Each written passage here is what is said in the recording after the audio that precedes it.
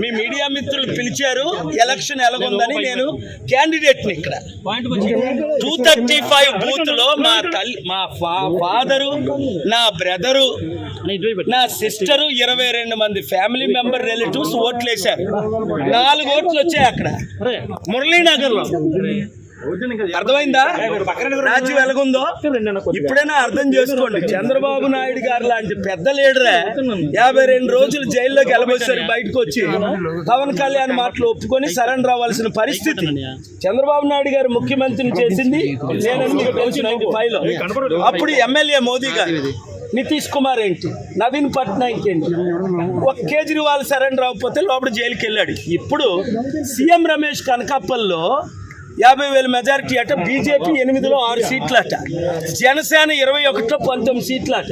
ఇంకెందుకు ఎలక్షన్? ఇప్పుడే నేను కలెక్టర్ గారితో సంతకం తీసుకొని వచ్చాను. ఆయన పెట్టనంటే గొడవ పెట్టుకొని మీరు ఎక్నాలజ్మెంట్ తీసుకోండి అని. ఇదిగోండి సంతకం. ఏమని డిమాండ్ చేశాను? కోర్టు ఆర్డర్ ఉంది 23-30ని. ఏమని?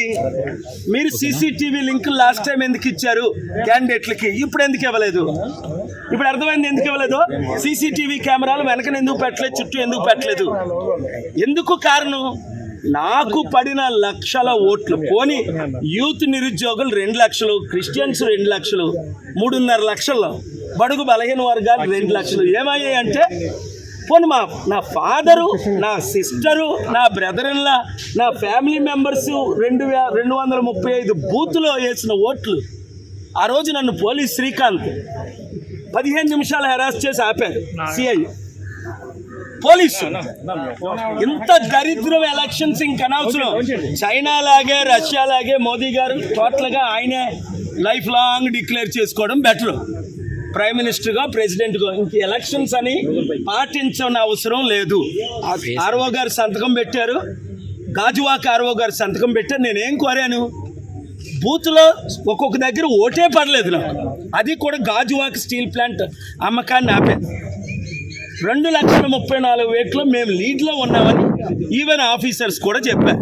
అక్కడ 1, 2, 3, 8 ప్లేసుల్లో 0.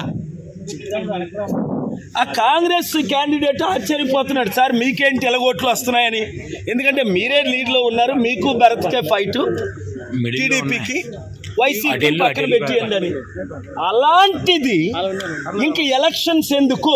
అందుకనే బాయ్కట్ చేసాం, బయటకు వచ్చాం, కౌంటింగ్ ఆపమన్నాను, పోలింగ్ రీపోలింగ్ పెట్టమన్నాను.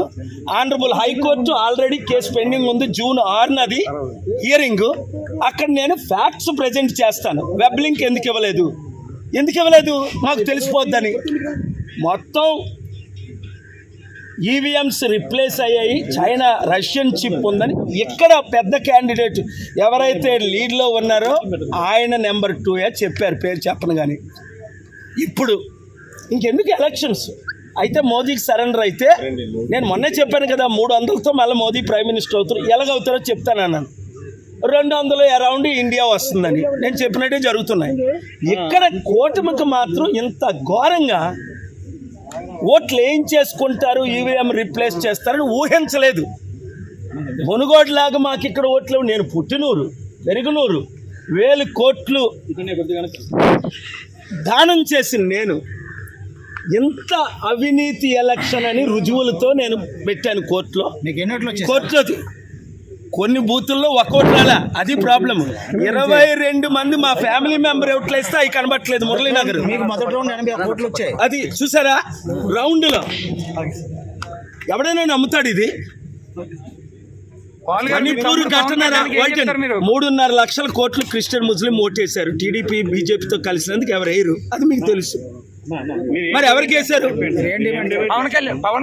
రీపోలింగ్ పెట్టాలి. పవన్ కళ్యాణ్ ఎందుకు సరెండర్ అయిపోయాడు? ఆయనకు కూడా ఓట్లు పడవనే. అంతవరకు ఎందుకు? చిరంజీవి 2009లో ఒంటరిగా నిలబడ్డాడు, 18% వచ్చింది. రెండోసారి నిలబడ్డాడు కాంగ్రెస్తో, 0.5% వచ్చింది. హాఫ్. నాకు ఇప్పుడు 1% ఇస్తున్నారు. చిరంజీవికి ఇవ్వలేదు, సరెండర్ అవ్వలేదు. కానీ ఇప్పుడు చిరంజీవి సరెండర్ అయిపోయాడు, పవన్ కళ్యాణ్ సరెండర్ అయిపోయాడు. నేను చూడు, ఇది అవినీతి ఎలక్షను, అక్రమ ఎలక్షను. పోలింగ్ వెంటనే ఆపాలి, రీపోలింగ్ చేయాలి, రీకండక్ట్ చేయాలి విశాఖపట్నం. నన్ను. మేము కోర్టుకి వెళ్తాం. మీరు కోర్టులో న్యాయం జరుగుతుందని ఇప్పటి వరకు జరుగుతుంది, న్యాయం జరుగుతుందని ఆశిస్తున్నాను.